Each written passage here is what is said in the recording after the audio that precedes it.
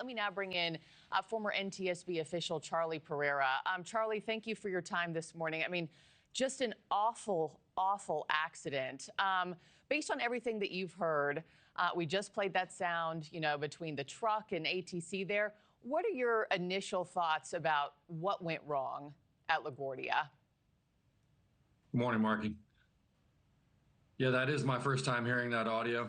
So that's going to be a pretty significant point of analysis. They're going to have to take the radar data and ADSB data for the airplane and any videos that they have along with that audio and any other audio that they might have to do a complete animation and reconstruction of the movements of the airplane and the airport rescue and firefighting, otherwise known as ARF vehicles, to make a final determination.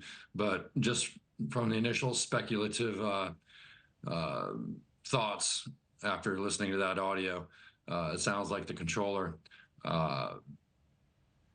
should have known that the airplane was going to be coming down that runway at the time that he cleared the truck. If that audio playback is correct in terms of its timing and sequence, then it sounds to me like unfortunately that tower controller may have made a pretty serious mistake with respect to clearing the fire truck. It is interesting listening to that soundbite, right, between ATC and the truck, how quickly they go from, giving the go-ahead to cross runway 4 to saying stop, stop, stop, stop, stop. We have a problem.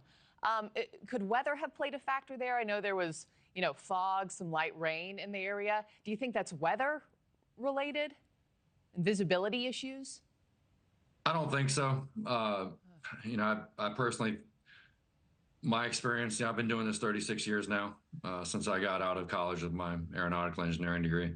Been doing airplane accidents for over 36 years. And just my initial listening to that, the controller should have known for several minutes that airplane was cleared for landing on that runway, and should have known from his radar displays and his personal knowledge of where his responsible aircraft were that he was responsible for. He should have known that clearing that truck to cross that runway at that time should have created a conflict.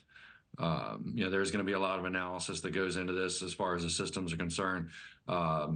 Given the fact that it was almost midnight, I'm sure there's going to be a thorough analysis of, as we call it, humor performance and potential fatigue of that air traffic controller that may have led to, if that was a mistake on his part, did fatigue play a role in circadian rhythm and time of day and all that? Yeah, I know. I'm sure he's already answering all sorts of questions at this hour. But Charley, you look at these images here, the front of that plane, the nose of it just looks gone. I mean, it was plane versus truck. You have 2 deaths, the pilot and the co-pilot. Are you surprised we're not talking about a deadlier incident here? 72 people on board, 72 passengers, I should say, 4 crew members. Are you surprised that there weren't more deaths?